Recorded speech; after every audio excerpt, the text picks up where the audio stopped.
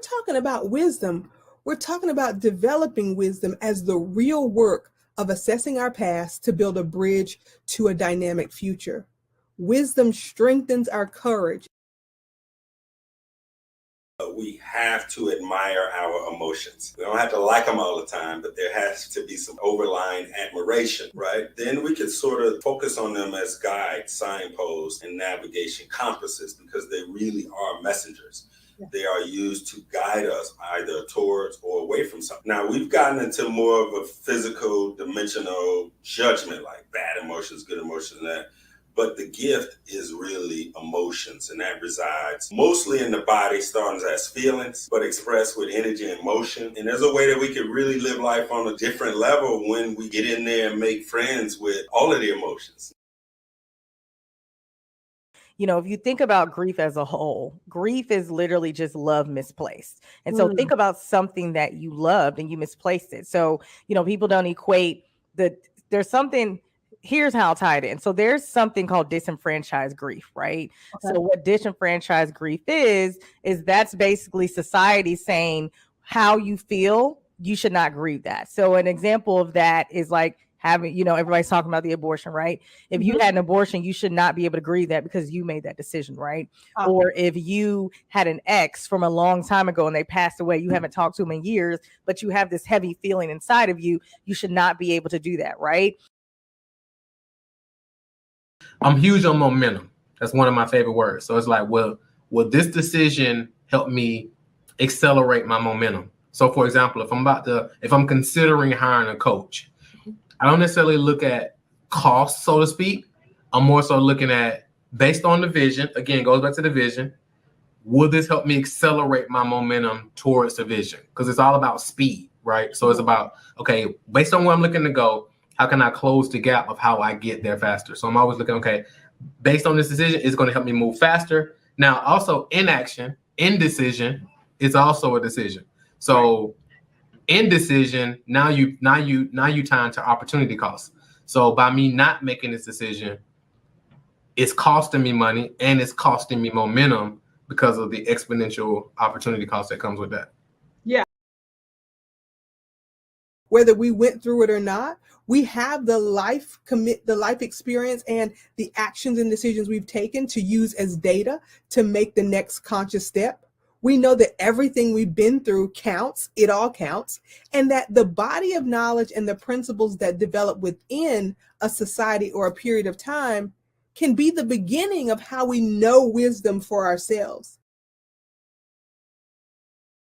Tell us a little bit more about how you see your own transformation. I see my own transformation as a process. As I advance in, titles and movement in terms of professionalism in the world, the struggles become bigger, but they still are pretty much the same as they were when I was a child. It's a big, scary world. It's oftentimes very few resources. However, as I continue to grow, I continue to gain spiritual foundation, confidence in my connection to my ancestors and to my community, to my culture. And, I'm able to solve bigger problems. Surrender word is hard for people too. It is because you have to let go of control. But that doesn't mean you have to let go of all control. That setting boundaries is an appropriate way to use your power and control. Right. And I think, but it can be uncomfortable. Yeah, definitely. Because you don't know what forces are at play outside of you that may be navigating towards something that you don't like. Right. That's why you don't, that's why we don't naturally surrender. It's not the most natural thing. That falling exercise that people do, so it's about surrender. Yeah. But on the other side of surrender is trust. Right. Trust. Yes. Trust. Yes. And so if you are a faithful person, which I am, there are things to believe in, and you have to trust, and you have to have faith over fear. Yeah. So y'all, I didn't give her the script, But we've been talking about this. If No, you've been watching this, right? This is how we're proving all the time that success is not a secret; it's a system. Yeah. So I was good at lists. I was good at big responsibilities on these shoulders, and I think when you're able to do that and be productive, or you know how to lead a team, or you know how to mobilize change, you can have people follow you, right? Mm-hmm. Those things feel very busy and like you're accomplishing things. Yeah. And I guess the difference is when I really started paying attention to visioning, dream building, realizing what was inside me. It was like, it's hard to describe, but it's almost like I started developing the ability to see what was between those lines on my list. Here's what was the biggest lesson that I learned. And that is that I had to be out doing the thing so that that person could tell me I was right. Right. I would never get the gut check or the confirmation at home trying to, should I stay or should I go? Right. Doing the hokey pokey, 1 foot in, 1 foot out. I always was, all right, let me just try it. What's the worst thing that can happen? Dr. RJ, when we get our identity tangled up with other people's expectations of us and deny the next evolution of ourselves, I mean, that sounds like a recipe for burnout, right? Because the denial and the over execution just creates a firestorm. Definitely. And that firestorm is called cynicism. Yes. That's the firestorm. Mm-hmm. And that tears us down. It fosters depression. It fosters anxiety. It fosters self-doubt. And I love that you described it as a firestorm, because that's exactly what it is. And then what happens is everything else feeds into it, and it gets bigger and bigger and bigger and bigger. Rhythm and movement, that also has been so sustaining to me. Yeah. And just going back to this era, the pandemic era, I feel like there are probably holes in my kitchen floor, how much I have danced alone in the kitchen. And it just, again, just any music can be on. I mean, I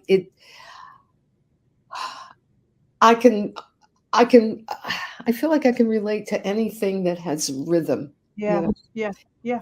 But it goes back to what you were saying before about like this rhythm of the roots in your family, like this rhythm that's come from long ago. Well, I'm sorry, I didn't mean to cut you off. No, that's fine. And you're right. And again, that kind of rhythm, like a cosmic kind of rhythm, a spiritual kind of rhythm, very physical kind of rhythm, a dance specific kind of rhythm. Let's talk about what is so hard about asking for what you're worth. It's whether or not you believe that you deserve it. A lot of people work to be dependable. They're the dependable ones at work, but they don't really believe that they deserve it. And they have sight but no vision. So I like to ask women, if I was your fairy godmother from Wakanda and I waved my vibranium wand, what would you ask for? I feel like it's like understanding each other, and like not only understanding each other, but like you have to reach a certain level of friendship, and then like once you understand each other, you can kind of like be there for each other. A salesman was telling a story about how his wife watched him call one guy for about 8 months straight, and she said, "You keep calling him, he's not going to answer the phone." He says, "I'm going to keep calling him until I talk to him." Right. And he said, because it worked on you. And right. He called his wife for 15 months before she picked up, and they went on that date. Right. 15 months straight. So sometimes I tell the guys, like, sometimes it's not a spiritual thing. Sometimes it's an effort thing. Yeah. A lot of times people are thinking that, if I just make more money, then I'll be okay. Right. No. But exactly what you're saying. Yeah. If you're not used to having money, if you don't have anywhere to direct the energy and flow of money, if you make more, you're going to spend more and still get back to your comfort level of broke. Exactly. Like more money just makes you more of who you are. Yes. Okay, right? let's just repeat So, that for the people who've never heard it before. yes. More money just makes you more of who you are. Mm-hmm. So if you were irresponsible with $2, you're gonna be irresponsible with $2 million. Yes, right. Yes. And we see that, right? We see that when people get lotto. We see people who are athletes with a big lump sum of money. We see it happening. Celebrities and artists go bankrupt because if you've never been taught how to manage your money when it was small, right? That, you know, scripture says if you can be faithful over a little, right? You know what I'm saying? You can be faithful over a lot. Exactly. So if you've never learned how to really manage the little, you'll never know how to manage the lot. No. What would you imagine to be next? Oh, I know what's next. Okay, yeah, I love it. Okay, wait. Pause. Are y'all watching this? Like, visionaries don't second guess the intuition. Like, he already knows what's next. It's not about getting stuck in any particular pattern, situation, circumstance, condition, because if you're evolving with the vision, you can change at any moment. Yeah. What hit us? I want to figure out a way, and I've been doing some research. I want to tell stories. I love documentaries, always have. And I want to tell documentaries around stories that I think are important and unique and incredible. I love the way you opened today, where you said, you know, there's going to be things that are happening after this. There were things that are happening before, but we're here right now. Yeah. And that sense of presence in a learning space is so essential to transforming and disrupting, you know, what we think we're capable of. Yeah. And so I think that the here and now of the learning moment, feeling alive in that space is really important. And so one of the questions I have to ask myself as I assess my teaching is, did I feel alive in that? And did my students feel alive? What's going to bring to life? And, you know, sometimes that is disrupting those patterns. I am a work in progress. Yeah. And indeed we all are at any given moment. So the way I like to term work in progress is to say, it's not the excuses, it's not the half done, it's the wonderful freedom of not being finished. It is a potent state. It's a state of possibility. So rather than sort of framing things as failure or success, you can frame them as ongoing potential that is growing, that is evolving. And your moments of feedback or your moments of self-assessment or your moments of intimate guidance from a coach are moments in which you get to sort of work on that potential and view possibility. Yeah. And the critical response process has some concrete ways to do that. That's awesome. I mean, pursuing possibility is the real goal, right? Not getting stuck in what we think is the failure. I was beginning to define good feedback as the kind where you couldn't wait to go back to work. Like, get me back to work. Not the kind that put you to bed for days in a row. Why did I ever think I could do this? Not the kind that stirred up the doubt, but the kind that, like, I can't wait to go back and work on it, you know? Yeah.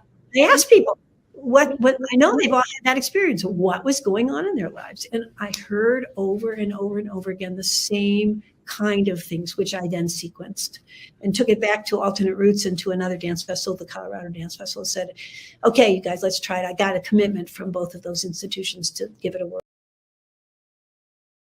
When you're thinking about our topic tonight, living water, what pops out to you as the kind of visualization of living water? Well, I think about flow. I think about the way that water is both soothing and gentle, but is also forceful. Water can change the shape of rocks.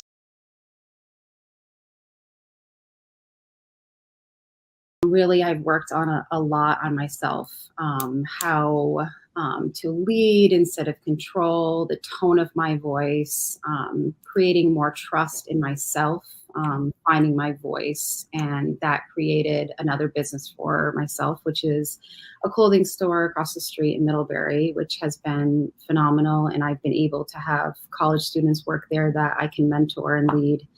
and in hopes that they find an entrepreneurship in their life, and was received an honor award with the Addison Chamber of being the Citizen of the Year, which was an honor for sure.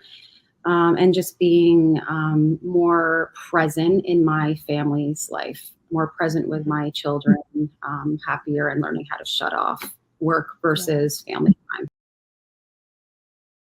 I wanted to be the bridge, and I wanted to be the soft, safe landing pad for people to just to try. And so that's how I've been managing to sort of maintain my vision, support other women, and just sort of trusting my instincts and guts along the way. Yeah. And I think you're bringing up something also that's interesting, right? Safety doesn't mean comfort. Mm-hmm. Right? Safety means that you can try and you can fail in an environment that will allow you to do that without regret, retribution, or like a negative response. Mm-hmm. Judgment, right? Criticism, absolutely. And I was craving that. Honestly, I was craving that. Personal relationships, professional relationships, specifically professional, because I came out of a space where I just, things that happened, I just felt unsafe. It was very comfortable. It was very, very comfortable. Yeah. But it just wasn't a safe space for me to exist. Fear and failure are two of the dynamics that keep us from visioning the most. There's a metric in your mind, and every time there is a negative response to something you do, you count it as failure, and your subconscious is just keeping score. When you didn't do something that someone expected you to do, your subconscious called it as failure. When you didn't show up in the way that other people expected you to, your subconscious called it failure, and it called it that because of the response you got from other people. Now, listening to your intuition is a practice within itself. So the only way we're going to flip these failures into the definition that we want to create with failure as feedback is to have a vision for our lives so that other people's definitions of success don't creep in and become the metric for our failure or success. And then developing that vision so clearly that we are actually keeping track for ourselves about our growth, our successes, and our evolution to build our success momentum to the next stage.